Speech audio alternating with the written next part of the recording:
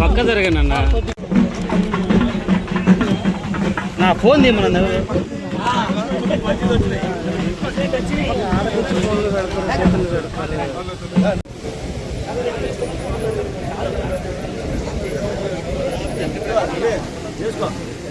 ఈరోజు చాలా సంతోషంగా ఉంది.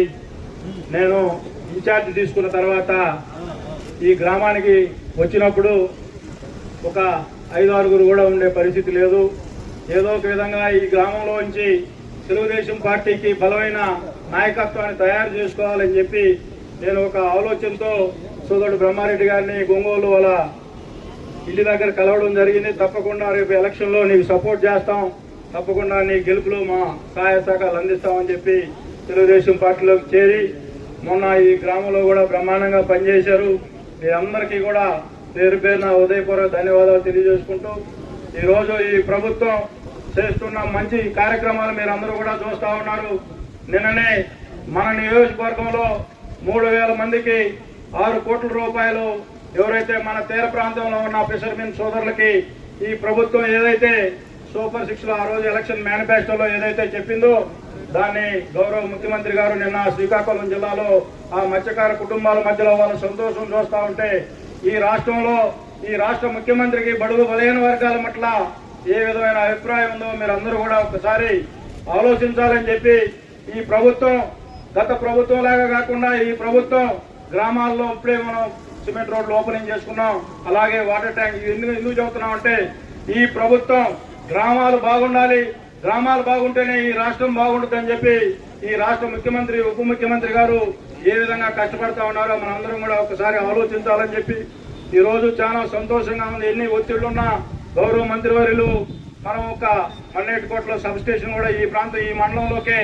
ఎందుకన్నామంటే ఈ నియోజకవర్గంలో నేను ఈరోజు శాసనసభ్యుడిగా ఉన్నందుకు మీరందరూ కూడా నేను చెప్పాల్సిన అవసరం ఉంది. ఈరోజు ఈ సందర్భంలో గౌరవ మంత్రివర్యులు సోదరుడు గొడ్డిపాటి రవికుమార్ గారు ఎమ్మెల్యే సీటు కన్ఫర్మేషన్ చేసేటప్పుడు నాకు ఎంత సహాయ సహకారాలు అందించాడో నాకు తెలుసు. పర్సనల్ గా కూడా తప్పకుండా వాళ్ళ అడుగు జాడల్లో ఈ నియోజకవర్గ అభివృద్ధిలో పెద్దలు వేమిరెడ్డి ప్రభాకర్ రెడ్డి గారు అలాగే మంత్రి గారు సహాయ సహకారాలతో సోదరుడు ఇందాక చెప్పినట్లు ఈ గ్రామ అభివృద్ధిలో కూడా తప్పనిసరిగా వీళ్ళిద్దరూ కూడా ఈ రోజు నుంచి నాకు ఒక సోదరులుగా తప్పనిసరిగా మీరు ఉంటారు.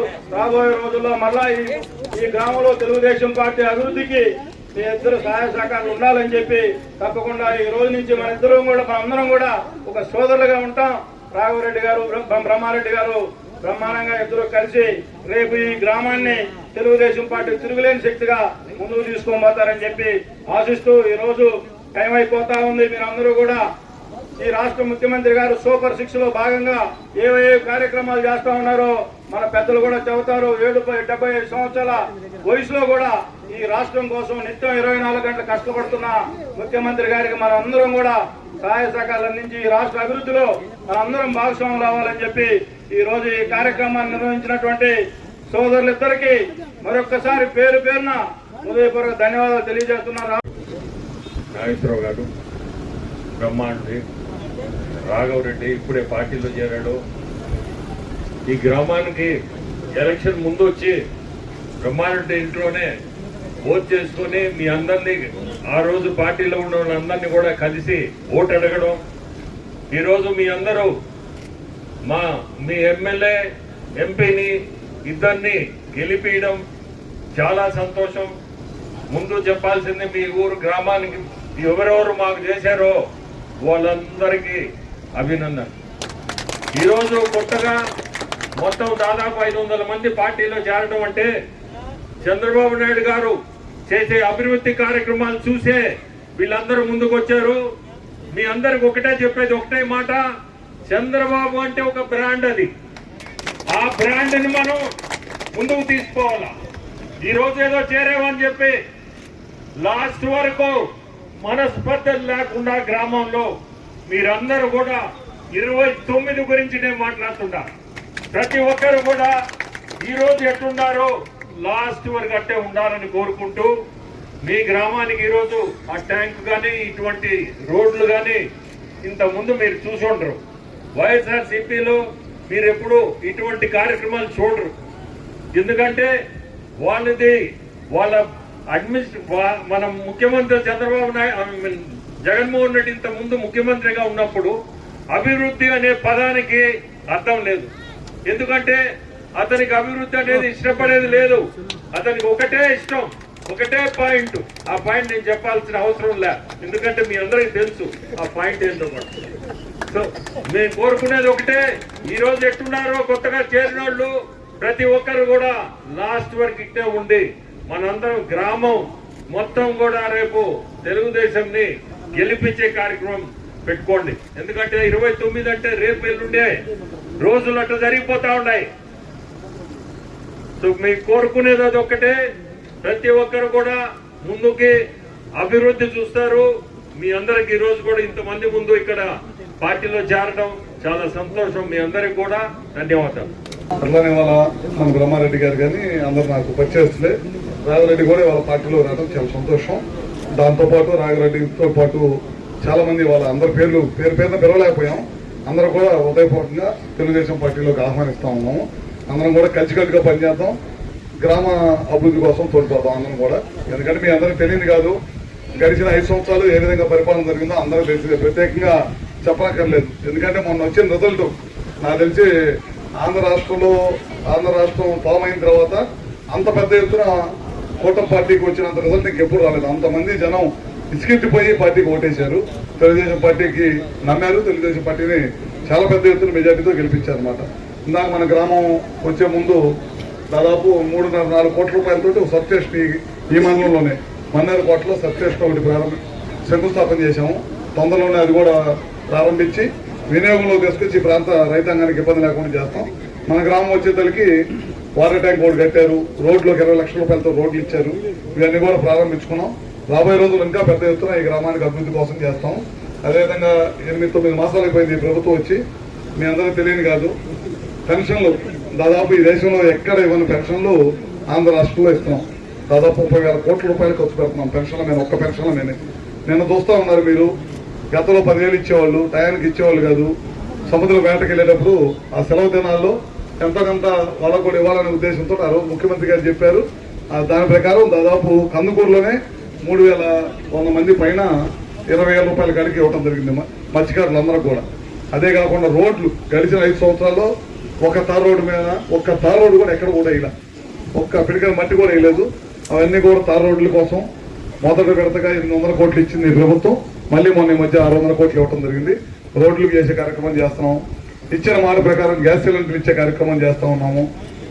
అన్నా క్యాంటీన్లు ఎక్కడైతే వాళ్ళు మూసేశారో అన్ని కూడా ఓపెన్ చేసి అందరూ కూడా చేస్తూ ఉన్నాం. మళ్ళీ రాబోయే రోజుల్లో మళ్ళీ స్కూల్స్ ఓపెన్ చేసే లోపల ఖచ్చితంగా పిల్లలందరూ కూడా చదువుకోవడానికి ఏదైతే ఆ రోజు ముఖ్యమంత్రి గారు ఇంట్లో ఒకరున్నా, ఇద్దరున్నా, ముగ్గురున్నా ఇంటికి ఒక్కొక్క పిల్లగాడికి 15,000 వేస్తా ఉన్నారు. అది తప్పకుండా ప్రభుత్వం రేపు రాబోయే రోజుల్లో స్కూల్కి వెళ్ళేటప్పటికి రెడీ చేస్తున్నారు. అవి కూడా తప్పకుండా చేస్తారు. అదేవిధంగా రైతాంగానికి రైతులకి పెట్టుబడి కింద కేంద్ర ప్రభుత్వం రాష్ట్ర ప్రభుత్వం కలిసి 20,000 ఇస్తా ఉన్నారు. అది కూడా నెక్స్ట్ సీజన్కి ఖచ్చితంగా వేస్తామని చెప్పి తెలియజేస్తా ఉన్నాను. అదే కాకుండా మీ అందరూ తెలియదు కాదు, పోలవరం 71% పైన పూర్తి అయిపోయిన పోలవరాన్ని ఇవాళ పక్కన పడేశారు. 5 సంవత్సరాలు అయిపోయి రన్నింగ్ తీసుకొచ్చి వాళ్ళ 1000 మెగావాట్లు కరెంటు కూడా ఉత్పత్తి చేయాల్సిన ప్రాజెక్ట్ అది అక్కడ ఒక ఊరకు పడేశారు. 5 సంవత్సరాలు ఒక్క శాతం కూడా పనిచేయాల, ఆ ప్రాజెక్ట్ పక్కన పడేశారు.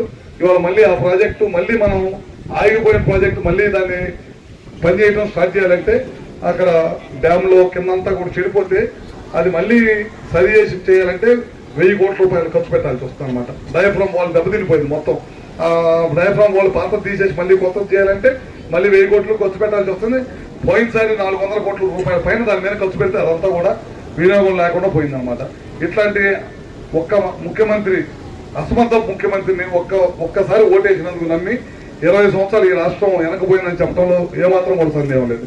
ఎందుకంటే మీరు చూస్తూ ఉన్నారు, అమరావతి ఉంది, అమరావతి రాజధాని ఏ ఒక్కరిది కాదు, రాష్ట్ర ప్రజల సంపద అది. ఆ ఒక్కదాన్ని 5 సంవత్సరాలు ఆపేసి 3 రాజధానులు అని చెప్పి ఎక్కడ కూడా ఒక్క పని కూడా చేయకుండా 3 రాజధానులు అనే పేరుతోటి 5 సంవత్సరాలు కాలక్షేపం చేశారు. ఇవాళ మళ్ళీ మనం రేపు ప్రధానమంత్రి గారు కూడా వస్తున్నారు. ఇందాక ఎంపీ గారు కారులో వెళ్తా చెప్పారు. ఏమన్నారు, ముఖ్యమంత్రి గారు వచ్చి 15 నిమిషాలు 20 నిమిషాలు ప్రధానమంత్రి గారితో మాట్లాడి విషయం అంతా కూడా వస్తారనుకుంటే గంట పైన ప్రధానమంత్రి గారు కూర్చొని ఈ రాష్ట్రం గురించి, ఎందుకంటే మన కొత్తగా ఏర్పడిన రాష్ట్రం, మనం కలిసి ఉన్నప్పుడు అంతా హైదరాబాద్ డెవలప్ అయింది.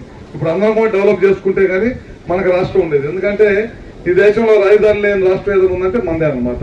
అంత పనికిమాల పరిపాలన 5 సంవత్సరాలు.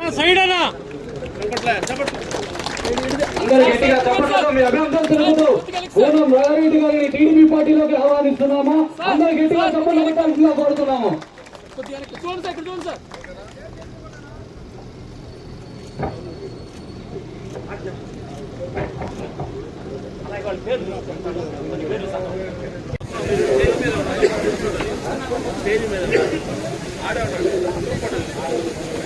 తర్వాత రాజేందర్ రెడ్డి, గూడూరు రాజేందర్ రెడ్డి నాయకులు గూడూరు రాజేందర్ రెడ్డి స్టేజ్ మీదకి రావాల్సిందిగా కోరుతున్నాం. చేజేళ్ళ సుబ్బారెడ్డి స్టేజ్ మీదకి రావాల్సిందిగా. కౌన్సిలర్ సుబ్బారెడ్డి స్టేజ్ మీదకి రావాల్సిందిగా కోరుతున్నాం.